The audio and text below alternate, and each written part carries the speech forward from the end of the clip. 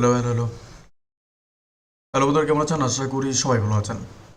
আজকে আমরা একটু মধ্যপ্রাচ্য নিয়ে কালকে আমরা এসেছিলাম, আর আলোচনাও চলেছিল অনেকক্ষণই। 30 মিনিট আমরা আলোচনা করেছিলাম মধ্যপ্রাচ্যকে নিয়ে। আহ, আমেরিকা, ইসরায়েল, মধ্যপ্রাচ্যর বাহরাইন, কুয়েত, সৌদি আরব, এসব অঞ্চল নিয়ে আমরা আলোচনা করেছিলাম বিস্তারিত। তো আজকে যে ঘটনাটা ঘটেছে সেখানে কিন্তু খুবই ইন্টারেস্টিং কিছু ঘটেছে, আপনাদের মাঝে শেয়ার করবো সেসব কিছু। তার আগে তোমরা কে কে এসেছো জয়েন করো লাইভে। সবাই একটু কমেন্ট করবে, যদি জয়েন হয়ে থাকো তাহলে সবাই একটু কমেন্ট করবে।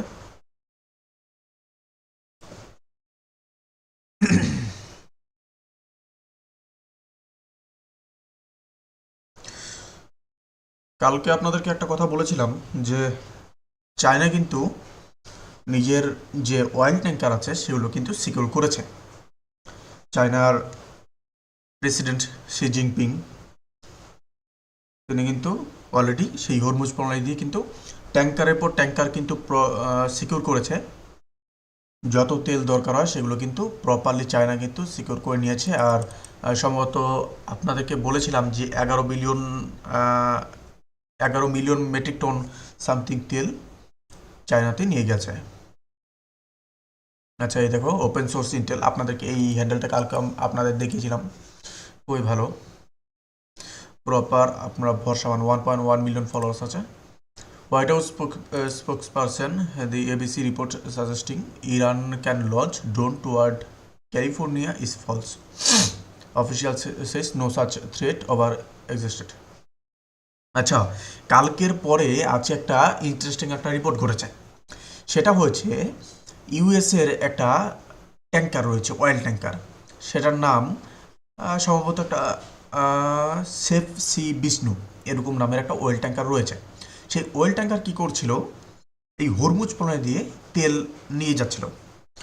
তো ইউএস ভেবেছিল যে ইউএসের যে আব্রাহাম লিঙ্কন থেকে ধরে বড় বড় এয়ারক্রাফটের যে ক্যারিয়ার আছে, সেই ক্যারিয়ারগুলো নিমেষে মানে পুরো অয়েল ট্যাঙ্কারকে সাপোর্ট করে করে ওই হরমুজ প্রণালী দিয়ে বার করবে। তো ইউএসএ এটা ভেবেছিল। তো ইরান আবার কি করেছে, সেই যে বোট আছে না ইরানের বোট, সেই বোটের মধ্যে বিস্ফোরক দিয়ে দিয়েছে। সেই বিস্ফোরক দিয়ে ডাইরেক্ট অয়েল ট্যাঙ্কারকে মেরে দিয়েছে। ধৈর্য প্রচুর বড় একটা অয়েল ট্যাঙ্কার আজকে ইরানের কবলে পড়ে গেছে।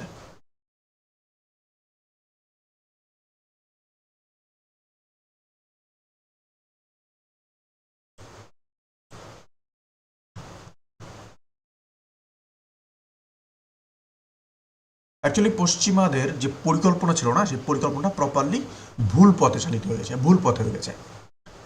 ইসরায়েলের যে নিরাপত্তা সূত্র আছে, সেই সূত্রর তরফ থেকে ইসরায়েলের নিরাপত্তা সূত্রই বলছে যে এই আক্রমণের পেছনে পরিষ্কার কোনো রাজনৈতিক পরিকল্পনা বা কোনো রকম কিছু ছিল না।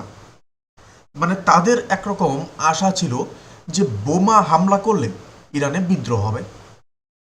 ঠিক আছে, এই কিছুদিন আগে যখন খামেনি জীবিত ছিলেন, তখন তাদের যে দেশ ইরানে যে সাধারণ জনগণ আছে, ধরতে পারেন কিছু কিছু সাধারণ জনগণ স্ট্রিটের মধ্যে নেমে চলে এসেছিল ইসলামিক যে রেভলিউশনে আছে সেই রেভলিউশনের বিরুদ্ধে দাঁড়াতে। তাদের সরকারকে উপড়ে ফেলতে কিন্তু সেখানে কিন্তু নেমে এসেছিল, স্ট্রিটে রাস্তায় নেমে এসেছিল। ছোটোখাটো একটা জনসংখ্যা হয়তো রাস্তায় নেমে এসেছিল, তবে এটাকে বড় আকারে দেখানো হয়েছে পশ্চিমা মিডিয়াগুলো। আর আপনারা জানেন যে পশ্চিমা মিডিয়া কীভাবে প্রোপাগান্ডা ছড়ায়। তারা কিন্তু তাদের যে সোশ্যাল মিডিয়াগুলো আছে, সোশ্যাল মিডিয়া কিন্তু অ্যালগোরিদমটা কিন্তু এরকমভাবে করানো আছে, তারা প্রপারলি সেটা করতে পারে। আপনারা দেখবেন যে ভেনেজুয়েলাতে যে প্রেসিডেন্টকে সরিয়ে দেওয়া হয়েছে। হ্যাঁ, ইউএসের ডেল্টা ফোর্স আসলো, এসে ভেনেজুয়েলার যে প্রেসিডেন্ট আছে নিকোলাস মাদুরো, সেই নিকোলাস মাদুরোকে মানে প্রেসিডেন্ট থেকে গায়েব করে দিয়েছে। এবার গায়েব করে দেওয়ার পরে ভেনেজুয়েলা আমাদের সম্ভবত সেখানে একটা সাপোর্টার ছিল, সেই সাপোর্টাররা রাস্তায় নেমে এসেছে। রাস্তায় নেমে আসার পরেও এত পরিমাণে সোশ্যাল মিডিয়াতে বিদ্রোহ হয়েছে, কিন্তু সেগুলো কিন্তু প্রপার যে জনসংখ্যা রয়েছে বিশ্বতে এত মানুষ রয়েছে প্রত্যেকটি দেশে, তাদের যে এই যে আন্দোলনটা করেছিল ইউএসের বিরুদ্ধে, সেগুলো কিন্তু পৌঁছানো হয়নি বিশ্বের মানুষের কাছে। সেটা কিন্তু তখনই কিন্তু আমরা দেখতে পেরেছি যে ইউএসের একটা দোগলাপান। তো ইরানে ওই যে ছোট একটা বিদ্রোহ করেছিল ইসলামিক রেভলিউশনারি গার্ডস কপসের উপরে, সেটা কিন্তু প্রপারলি দেখিয়েছে তারা। তারা সবাইকে, পশ্চিমা মিডিয়া কিন্তু সবার হোম পেজে চলে গেছে যে সেই খামেনির বিরুদ্ধে কিন্তু রাস্তায় নামছে, মানুষ স্বাধীনতা চায়, মানুষ এটা চায় ওটা চায়, সেটা কিন্তু আমরা দেখতে পেরেছি।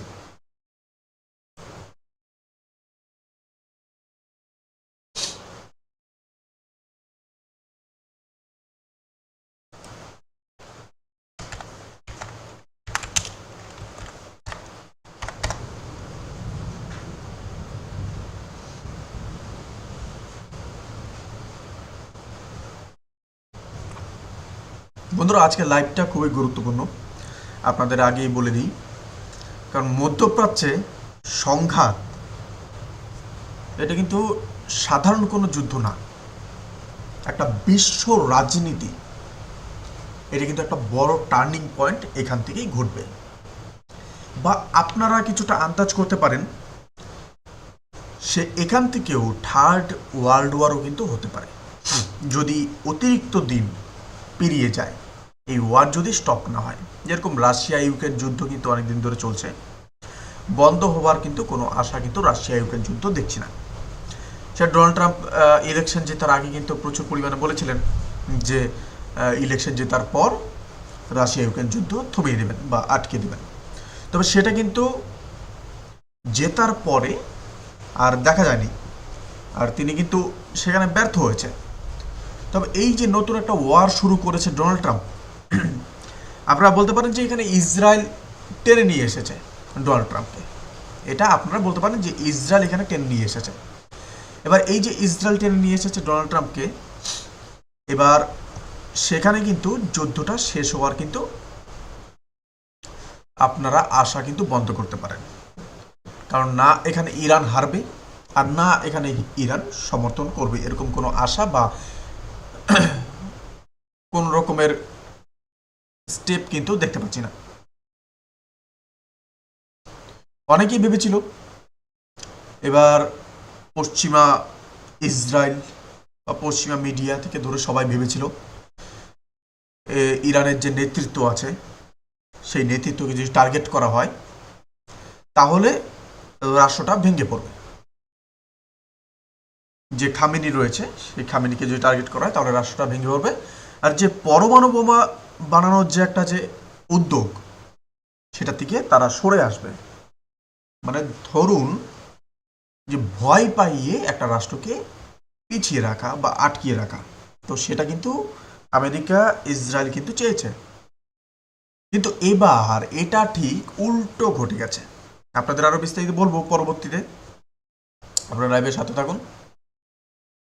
আর এখন যে সংখ্যাটা চলছে আর যে বাস্তবতা, ইরান কিন্তু এখনো দাঁড়িয়ে আছে।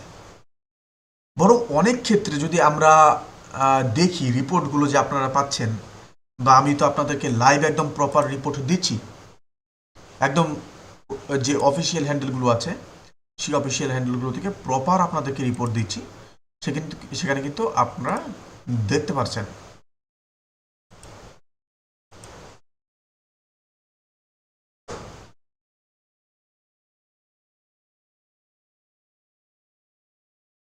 অনেক ক্ষেত্রে কিন্তু তারা আরো কঠিন অবস্থান নিয়েছে এবং আরো শক্তিশালী হয়েছে। আজকে আমরা কিছুটা আলোচনা করব যে এই যুদ্ধের পেছনে আসলে কি চলছে, কেন ইরান এত গুরুত্বপূর্ণ, আর ভবিষ্যতে এই সংঘাত কোথায় যেতে পারে। বুঝতে পারছেন যে কেন ইরান এত গুরুত্বপূর্ণ, আর এই যুদ্ধের পেছনে খেলাটা কি চলছে, সেটা আমি আপনাদেরকে আজকে প্রপার লাইভের মধ্যে জানাবো। আর ইন্টারেস্টিং এখানে অনেক কিছুই আছে। এই যে মধ্যপ্রাচ্যের যে দেশগুলো রয়েছে, বাহরাইন, কুয়েত, সৌদি আরব, এইসব দেশগুলো কিন্তু এখানে গুরুত্বপূর্ণ ভূমিকা কিন্তু পালন করছে এই যুদ্ধে। আমেরিকার হয়ে, ইসরায়েলের হয়ে পালন করছে। কিছুদিন আগে রিপোর্ট হয়তো আপনারা পেয়েছিলেন যে সৌদি আরব নাকি আবার পিছনে পিছনে আমেরিকাকে গিয়ে বলেছে যে ইরানের উপর হামলা করতে। তো এর জন্য বললাম আপনাদেরকে যে সৌদি আরব এবং বিভিন্ন যে মিডল ইস্টের কান্ট্রিগুলো কিন্তু এখানে কিন্তু গুরুত্বপূর্ণ ভূমিকা পালন করছে। আর তার জন্য এবার তারা মারাও খাচ্ছে।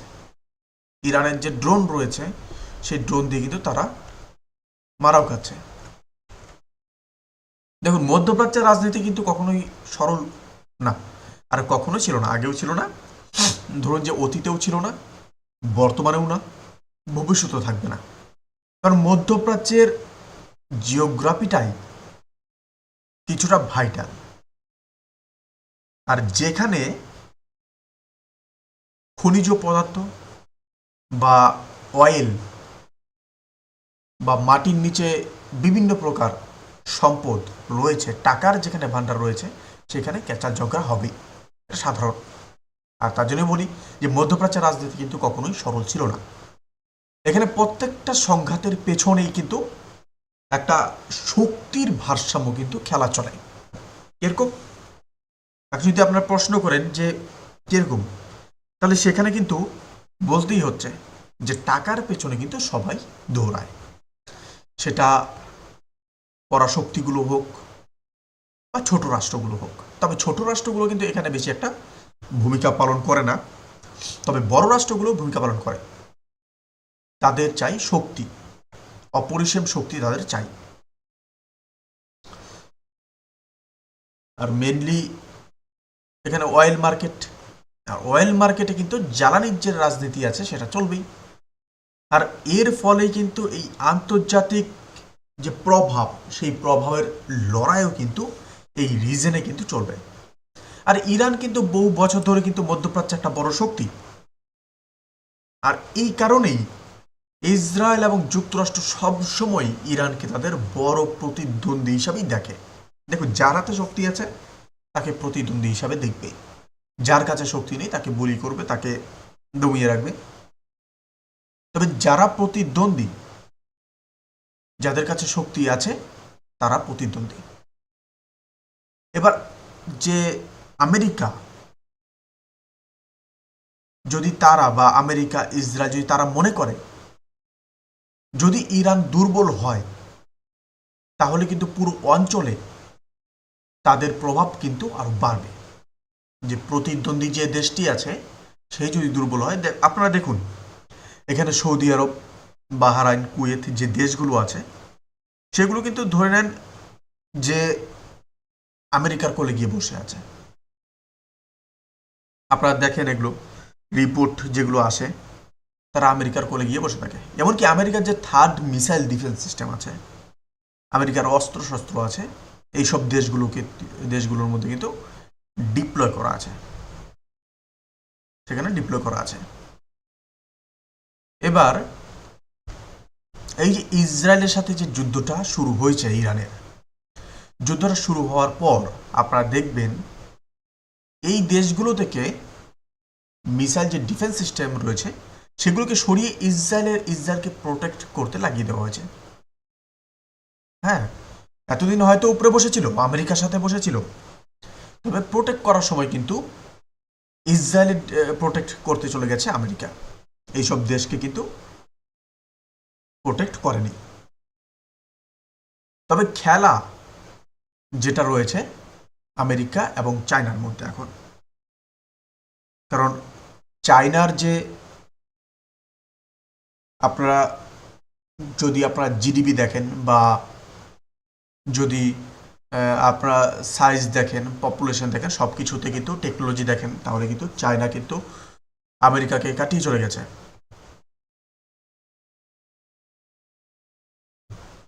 বিশেষ করে টেকনোলজি ক্ষেত্রে কিন্তু আমেরিকাকে কাটিয়ে দিয়েছে চায়না, রোবোটিক্স বলেন।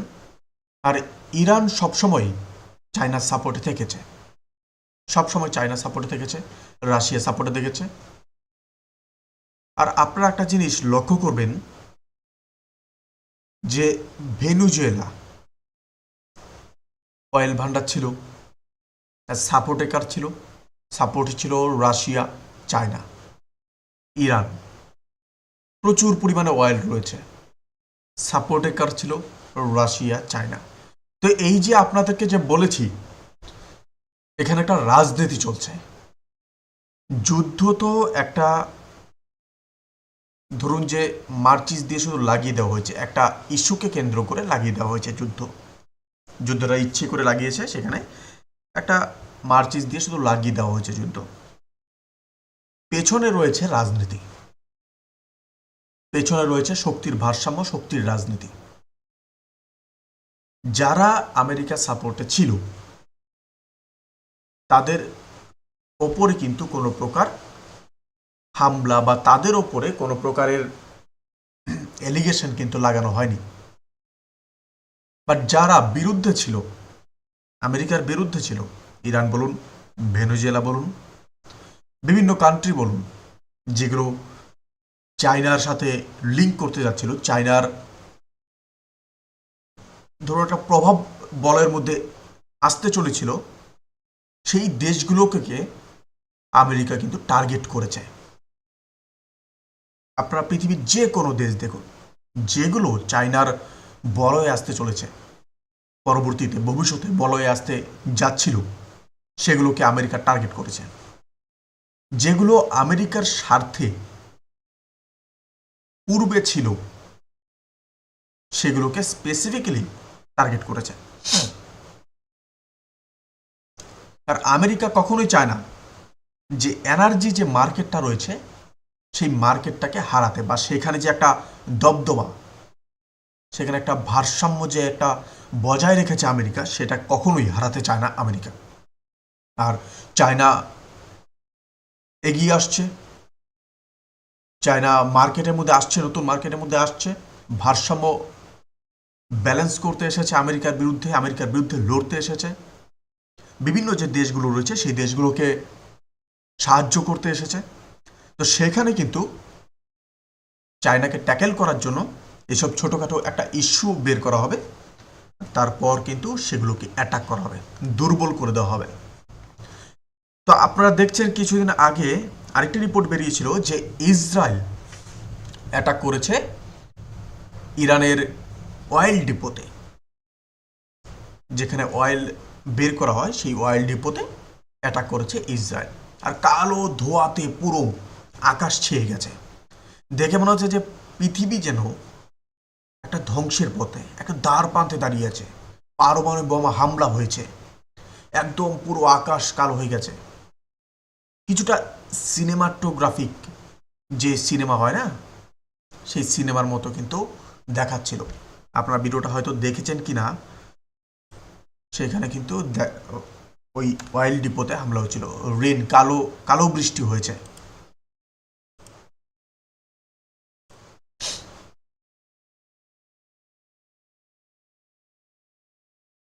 তো যেটাই হোক, ইরানকে যদি দুর্বল মনে করা হয় তাহলে কিন্তু এটা আমেরিকার ভুল। বাস্তবতা হচ্ছে ইরান এমন একটা রাষ্ট্র যার রাজনৈতিক আর সামরিক কাঠামো খুব শক্ত, খুব শক্ত। রাজনৈতিক হোক, সামরিক কাঠামো খুব শক্ত। অনেকেই কিন্তু মনে করে যে ইরান মানে শুধু একজন নেতা, এটা অনেকের ধারণা। যখন খামেনি ছিল তখন সবাই একটা কথাই ভাবত যে ইরান মানে শুধু একজন নেতাই, আর সেটা হয়েছে খামেনি, সুপ্রিম লিডার। কিন্তু বাস্তবে ইরানের ক্ষমতা কিন্তু অনেক স্তরে ছড়িয়ে আছে। সেটা জানলে আপনারা হতভম্ব হয়ে যাবেন। প্রথমত হচ্ছে ধর্মীয় নেতৃত্ব।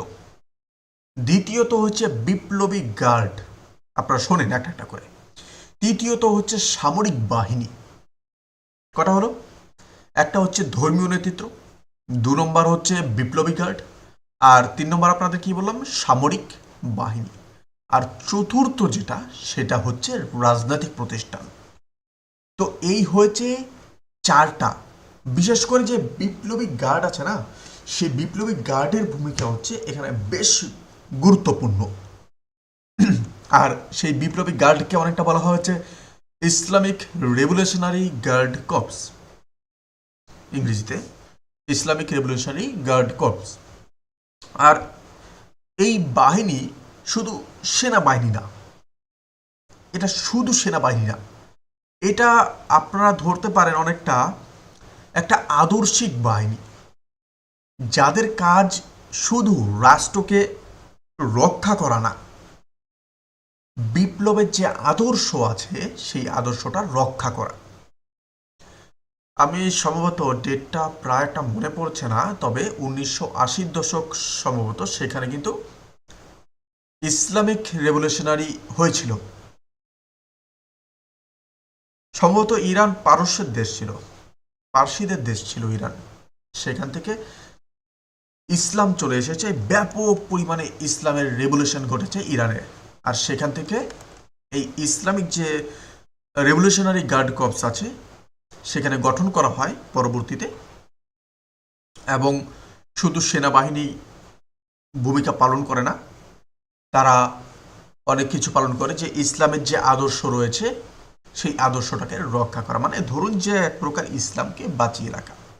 যদি যে কোনো বাইরের আঘাত, বাইরের প্রোপাগান্ডা, ভেতর থেকেই কোনো কেউ একজন দুশ্মনী করছে, সেটাকে আটকানো, তো সব মিলিয়ে আদর্শটাকে রক্ষা করা। আর এই কারণেই বলা হয় যে নেতৃত্বে পরিবর্তন হলেও রাষ্ট্রের কাঠামো ভেঙে পড়ে না ইরানের।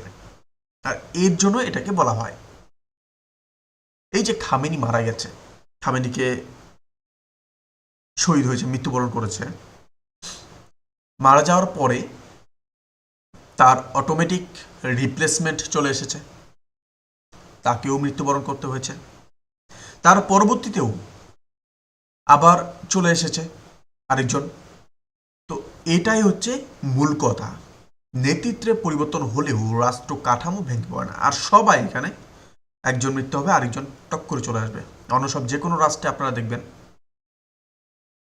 অন্যরকম একটা ঘটনা ঘটে, ইন্ডিয়া হোক, বাংলাদেশ হোক। বাংলাদেশে যদি আমরা বর্তমান প্রেক্ষাপট যদি আমরা দেখি, তাহলে বাংলাদেশে এই যে একটা বিপ্লব হয়েছে, ছাত্রদের বিপ্লব, সেই ছাত্রদের বিপ্লবে কিন্তু শেখ হাসিনা পালিয়ে ভারতে আসলেন। ভারতে আসার পরে 1.5 বছর টাইম লাগলো ইলেকশন ঘটিয়ে একজন প্রধানমন্ত্রী নির্বাচন করতে। এরা 1.5 বছর টাইম লাগলো, 1.5 থেকে 2 বছর টাইম লেগেছে। তো ইরানের ক্ষেত্রে কয়দিন লাগলো? সেখানে কোনো ইন্টারিম সরকার আসেনি, কোনো প্রকার কিছু আসেনি, সোজাসুজি আরেকজন সুপ্রিম লিডারকে 1 থেকে 2 দিন, মানে ধরুন যে 24 ঘন্টা, এত পরিমাণে একটা রাষ্ট্রের প্রধান টক করে মৃত্যুবরণ করেছে, তার সাথে সাথে আরেকজন টক করে দাঁড়িয়ে যাওয়া বিশাল বড় ব্যাপার।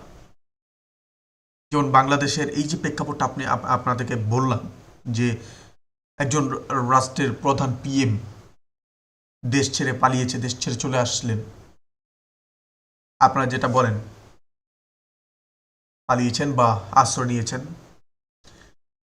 তো এই যে আসলেন, আসার পরে 1.5 বছর টাইম লাগলো। তো এই যে মধ্যবর্তী যে 1.5 বছর সময় আছে না, এই 1.5 বছরের মধ্যে বাইরের যে শক্তি আছে তারা অনেক কিছু ঘটাতে পারে, অনেক কিছু ঘটাতে পারতো। সেখানে অনেক স্পেকুলেশন যে হয়েছিল সেন্ট মার্টিন দ্বীপ নিয়ে, তারপর যে বান্দরবান নাকি একটা জায়গা রয়েছে, পাহাড়ি অঞ্চল, সেখানে একটা হয়েছিল। তো এই জায়গাগুলোতে কিন্তু যুদ্ধ স্টার্ট হয়ে যেত, দেশের মানচিত্র চেঞ্জ হতো, অনেক কিছু ঘটতে পারত। তো সেই জায়গা থেকে কিন্তু বর্তমানে তারেক রহমান চলে আসলেন। আর দেখুন আপনারা, তারেক রহমান আসার পরে সব কিছু শান্ত হয়ে গেছে, যে বাইরের যে শক্তিগুলো আছে শক্তিগুলো টক করে দমে গেছে, টক করে রিমুভ হয়ে গেছে বাইরের শক্তিগুলো। যখন অন্তর্বর্তী সরকার ছিল তখন বাইরের প্রচুর শক্তি, তারা রাজপথ দখল করতে চাইতো, তারা বিভিন্ন প্রকার সংবিধানকে বাতিল করতে চাইতো, তারা বিভিন্ন কিছু করতে চাইতো এই রাষ্ট্রটাকে নিয়ে, বাংলাদেশ রাষ্ট্রটাকে নিয়ে অনেক কিছু করতে চাইতো। তবে তারেক রহমান কিন্তু চেয়ারে বসার পর সব কিছু থমকে গেছে, সবাই যেন অটোমেটিক ফট করে রিমুভ হয়ে গেছে। সমস্যা কিন্তু আগেও ছিল, অন্তর্বর্তীকালীন সরকারের সময় ছিল, বর্তমানেও আছে। তবে এই যে বাড়ির শক্তিগুলো এগুলো দমে গেছে।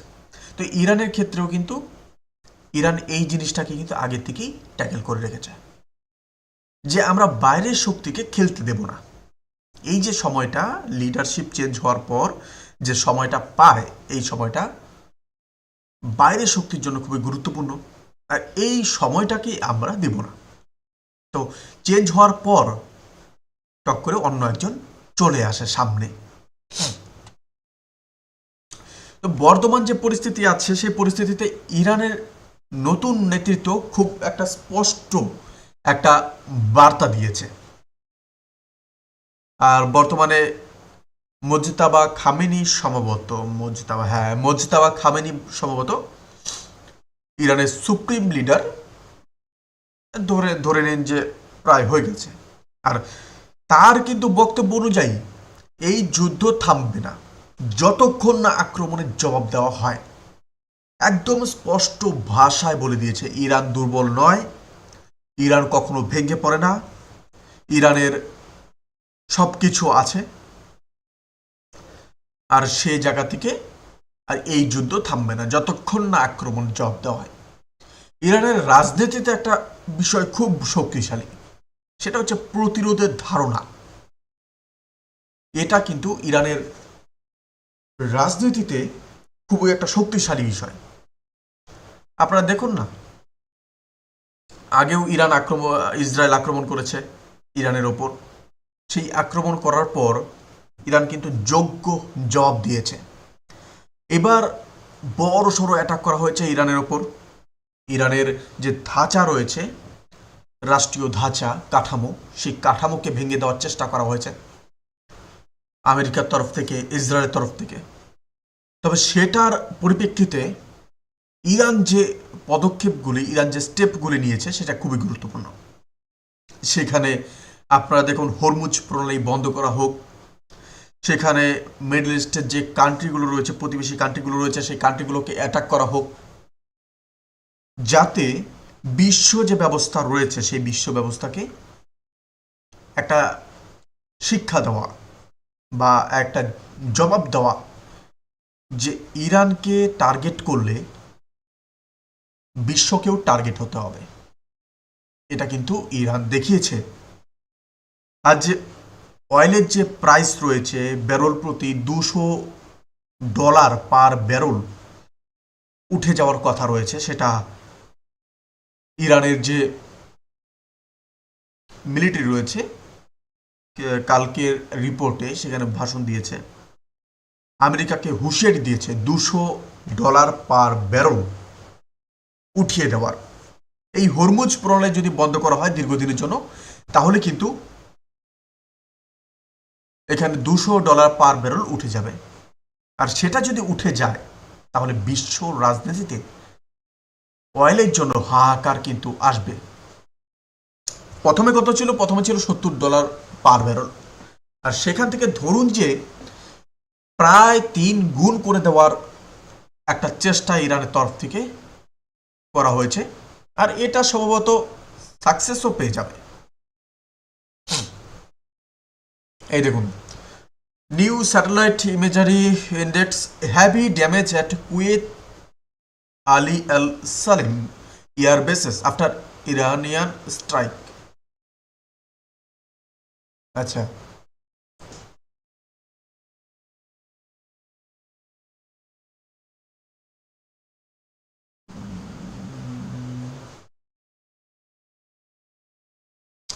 আপনারা দেখুন, এই রিপোর্টটা আমি আপনাদেরকে বলবো না, কারণ বললে পরে এখানে যে নামটা রয়েছে না, সেই নামটা আমাকে রেস্ট্রিক্ট করতে পারে। Ramps up recruitment amid Iran war military staged propaganda parade today showcases newly.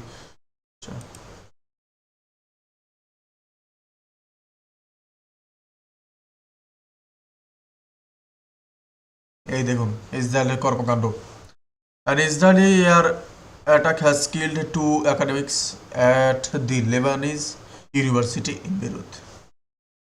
সবচেয়ে খারাপ করছে এই জিনিসগুলো, ইউনিভার্সিটি কলেজ এইসবে যে স্কুলগুলো রয়েছে সেগুলোকে অ্যাটাক করা খুবই খারাপ, আর সেটা আন্তর্জাতিক যে রুলস রয়েছে সেই রুলসের বিরুদ্ধে। বাট কে কার কথা মানে, কে কার কথা মানে? যুদ্ধ শুরু হয়ে গেলে কেউ কারো কথা মানে না, সবাই চায় স্ট্রঙ্গার রিপ্লে দিতে।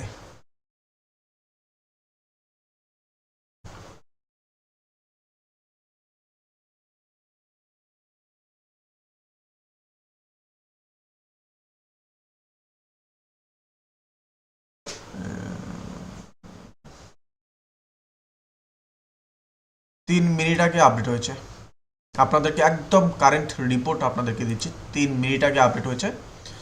ভালো একটা handle, crown Prince in exile, রাজা পাহলভি টেলস ইরানিয়ানস।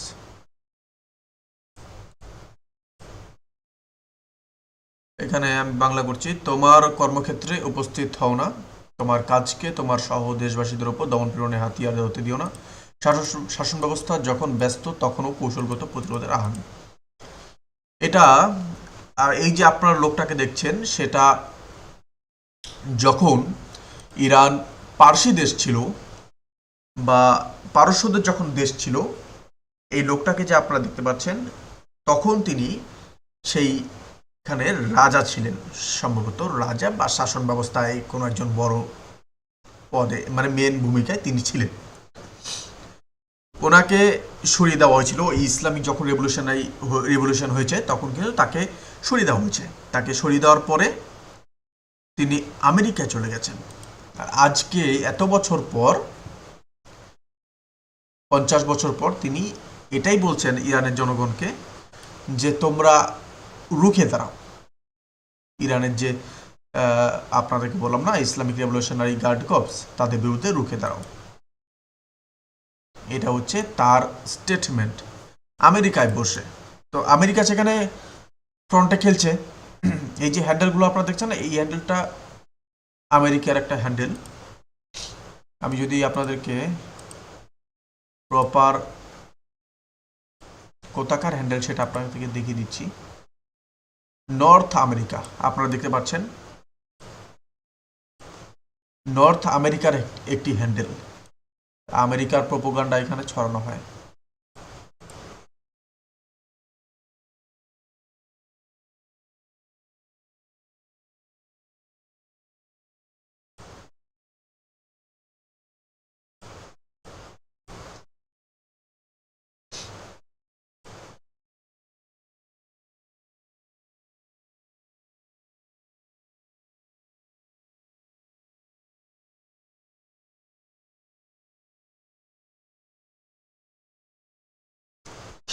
আপনাদেরকে আরেকটা গুরুত্বপূর্ণ জায়গার একটা কথা বলি, যেটা স্টেট অফ হরমুজ। এই যে সরু যে সমুদ্র পথটা আছে না, এটা কিন্তু পৃথিবীর গুরুত্বপূর্ণ তেল রুট। আমি কালকে আপনাদেরকে বলেছিলাম বিশ্বের প্রায় 20% তেল এই পথ দিয়ে যায়। যে আমি আপনাদেরকে হরমুজ প্রণালীর কথা বলছি না, সেখানে বিশ্বের 20% তেল এই পথ দিয়ে যায়।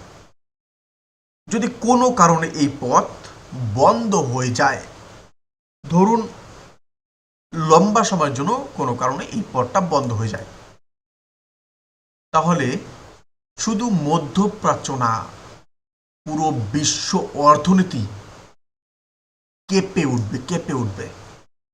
তেলের দাম কয়েকদিনের মধ্যে দ্বিগুণ হয়ে যেতে পারে।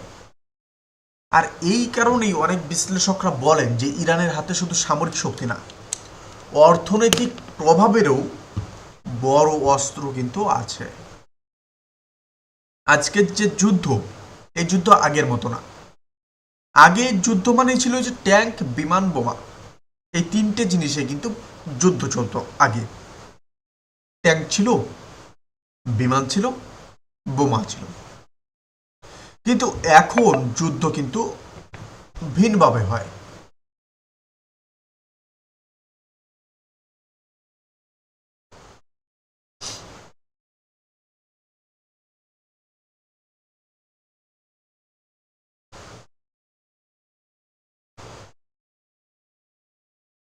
এখন কিন্তু যুদ্ধ কিন্তু ভিন্নভাবে হয়।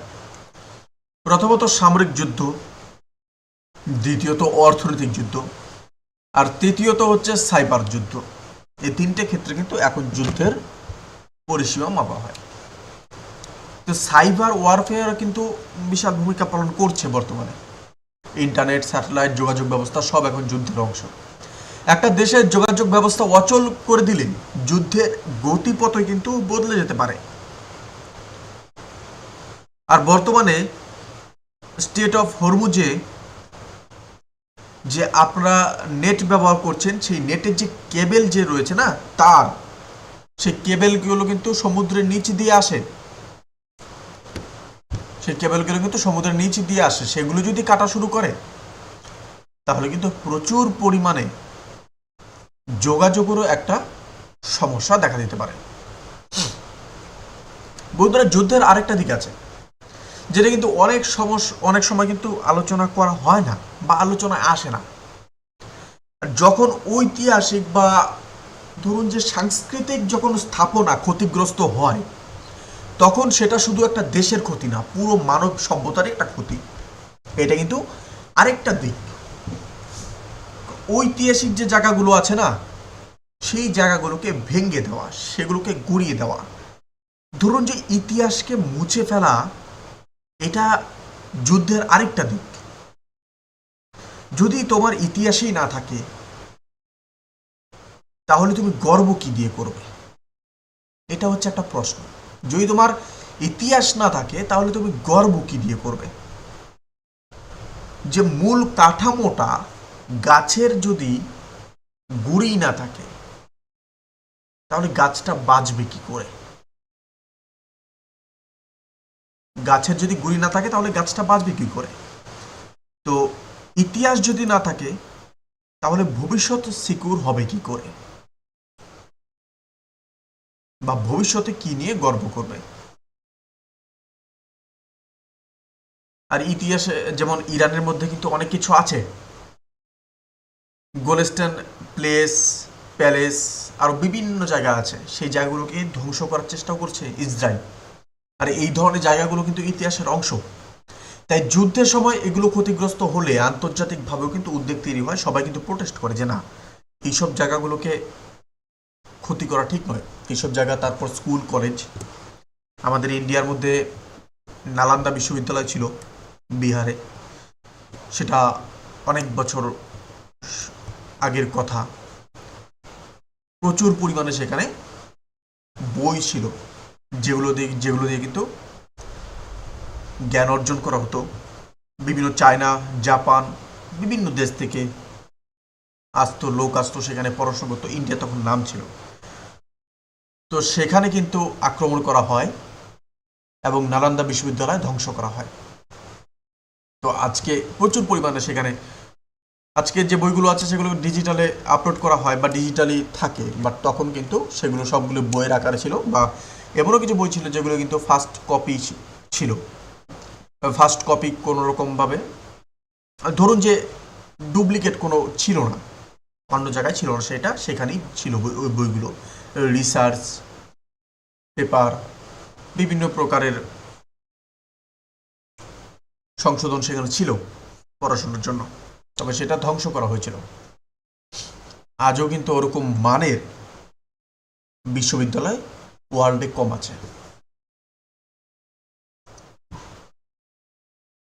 পশ্চিমা বিশ্লেষকরা অনেকটা বড় ভুল করে ফেলেছে। তারা ইরানের ভেতরে যে বিদ্রোহটা ভেবেছিল যে আমেরিকা এক দুটো বম দিবে, বা যে খামেনি রয়েছে সেই খামেনিকে অ্যাটাক করলে ইরানের ভেতরের শক্তিগুলো উঠে দাঁড়াবে এবং তারা রাস্তায় নামবে। বাংলাদেশে যেরকম পুরো শাসন ব্যবস্থা পাল্টে ফেলার চেষ্টা করা হয়েছে সেরকম করা হবে, তো সেটা হয়নি। আর হয়নি, এখন যুদ্ধ উল্টো কাজ করে গেছে, পাশের দেশগুলোকে একদম পুরো ধাঁচিয়ে মারছে।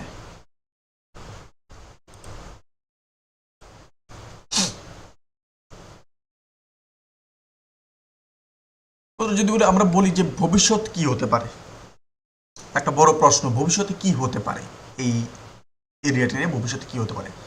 এখন সামনে কিন্তু কয়েকটা সম্ভাবনা দেখা যাচ্ছে। সেটা হচ্ছে প্রথমত সংঘাত কিন্তু আরো বড় হতে পারে, আর দ্বিতীয়ত আন্তর্জাতিক যে শক্তিগুলো আছে সেখানে মধ্যস্থতা করতে পারে। আর এখানে বড় শক্তিগুলো যেরকম ভূমিকা গুরুত্বপূর্ণ, রাশিয়া, চায়না, এই দেশগুলো কিন্তু চাইবে পরিস্থিতি পুরোপুরি নিয়ন্ত্রণের বাইরে চলে না যাক। কারণ রাশিয়াও কিছুটা চায় যে ইরানের যে সাপোর্ট রয়েছে, ইসলামিক রেভলিউশনারি গার্ড কোর্পস আছে, সেখানে ইসলামী রেভলিউশনারি যে ধাঁচা রয়েছে সেই ধাঁচা কিন্তু রাশিয়ার সাপোর্টে কথা বলে, চায়নার সাপোর্টে কথা বলে। তো সেখানে যদি ডেমোক্রেসি চলে আসে, সেখানে যদি সরকার পাল্টে যায়, তাহলে সেটা কিন্তু আমেরিকার হয়ে কথা বলবে। তো রাশিয়া সে জায়গা থেকেও কিন্তু প্রপারলি চায় যে এই ধাঁচাটাই টিকে থাকুক। আবার ওদিকে রাশিয়া সব থেকে বড় উইনারও হিসাবে গেইন হচ্ছে, কারণ রাশিয়ার যে অয়েল রয়েছে প্রচুর দামে বিক্রি হচ্ছে। স্টেট অফ হরমুজ প্রণালী বন্ধ হয়ে যাওয়ার ফলে রাশিয়ার যে তেল রয়েছে, অপরিশোধিত তেল বা গ্যাস, আন্তর্জাতিক পরিমাণে বা বিশ্বে প্রচুর দামে বিক্রি হচ্ছে। বা রাশিয়ার উপরে স্যাংশনের যে স্যাংশন দিয়েছিল আমেরিকা, সেই স্যাংশনও তুলে নেওয়ার কথা বলা হচ্ছে, আমেরিকার তরফ থেকেও সেটা বলা হচ্ছে। বিভিন্ন আমেরিকার বড় বড় যে পলিটিশিয়ান রয়েছে তারা কিন্তু সেটা বলছে যে রাশিয়া থেকে বর্তমানে স্যাংশন তুলে নেওয়া বেটার হবে।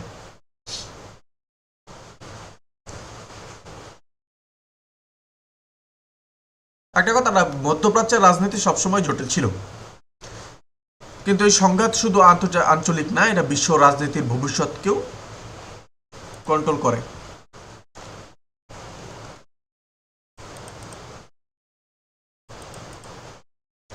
চলুন বন্ধুরা, আজকের জন্য এতটুকুই। আবার দেখা হচ্ছে কাল। ভালো থাকবেন, সুস্থ থাকবেন। আবার কাল দেখা হচ্ছে। বাই।